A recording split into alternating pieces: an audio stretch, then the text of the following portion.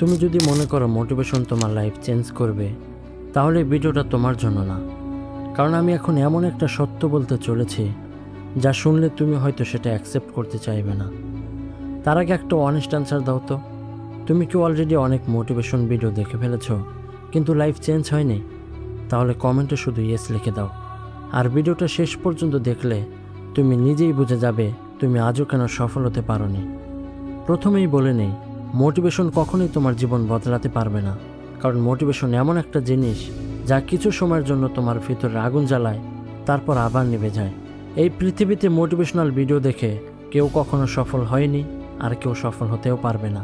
কারণ মোটিভেশন শুধু তোমাকে ফিলিং দেয়, কিন্তু ডিসিপ্লিন তোমাকে রেজাল্ট দেয়। তাই তুমি যদি এখানে এসো নিজেকে চেঞ্জ করার ইজি শর্টকাট খুঁজতে, তাহলে অনেস্টলি বলছি এই ভিডিওটা এখানে স্কিপ করে দাও। কারণ শুধু ভিডিও দেখে তুমি সাকসেসফুল হয়ে যাবে না।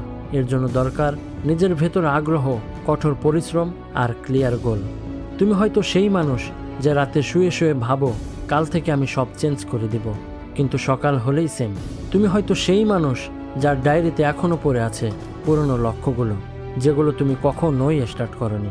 আর সত্যিটা হলো, তোমার ভেতরে যে পটেনশিয়াল আছে সেটাকে প্রতিদিন ডিস্ট্রয় করছে তোমার নিজেরই এক্সকিউজেস।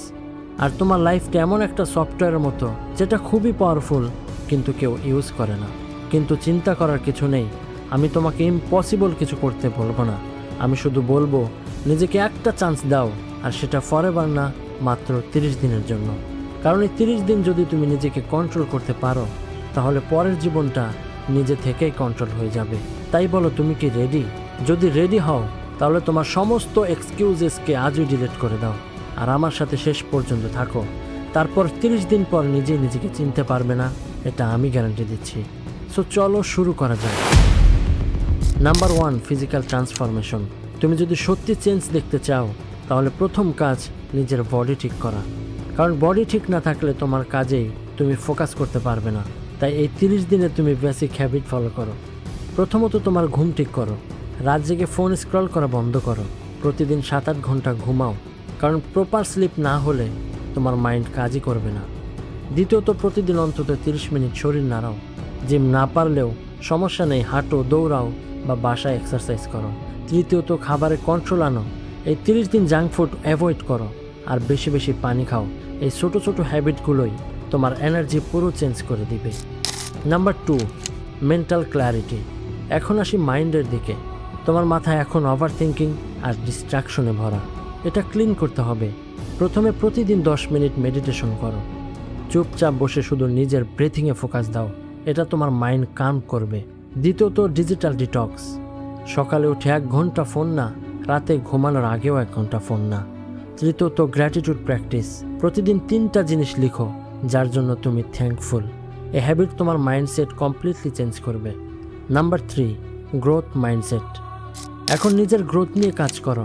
প্রতিদিন অন্তত 10টা পেজ বই পড়ো, আর প্রতিদিন 1 ঘন্টা নতুন স্কিল শেখার জন্য দাও, যে স্কিল ফিউচারে তোমার কাজে লাগবে। এছাড়া ডেইলি টু ডু লিস্ট তৈরি করো। আগের রাতে ডিসাইড করে রাখো আগামীকাল কী করবে, তাহলে টাইম ওয়েস্ট কমে যাবে। Number 4, character building. শেষে সবচেয়ে ইম্পর্টেন্ট তোমার ক্যারেক্টার। এই 30 দিনে শিখে ফেলো না বলতে। সব জায়গায় যাওয়ার দরকার নেই, সব মানুষকে খুশি করার দরকার নেই। যেগুলো তোমার গোলের সাথে যায় না, সেগুলো অ্যাভয়েড করার চেষ্টা করো। আরেকটা জিনিস মাথায় রেখো, গসিপ করা বন্ধ করো। অন্যের লাইফ নিয়ে চিন্তা করা মানে নিজের টাইম নষ্ট করা।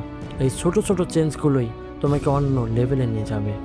শেষ কথা হলে 30 দিন যেভাবে হোক কেটে যাবে, কিন্তু কোশ্চেন থেকে যাবে, এই 30 দিন শেষে তুমি কি সেম থাকবে নাকি কমপ্লিটলি চেঞ্জ হয়ে যাবে? ডিসিশন তোমার। আজ থেকে স্টার্ট করো, কারণ 30 দিন পর মানুষ সত্যিই তোমাকে চিনতে পারবে না। আর তুমি যদি সত্যি 30 দিনের চ্যালেঞ্জ নিতে চাও, তাহলে এখনই চ্যানেলটি সাবস্ক্রাইব করে রাখো, কারণ এই জার্নিতে আমি থাকবো তোমার সাথে। ধন্যবাদ।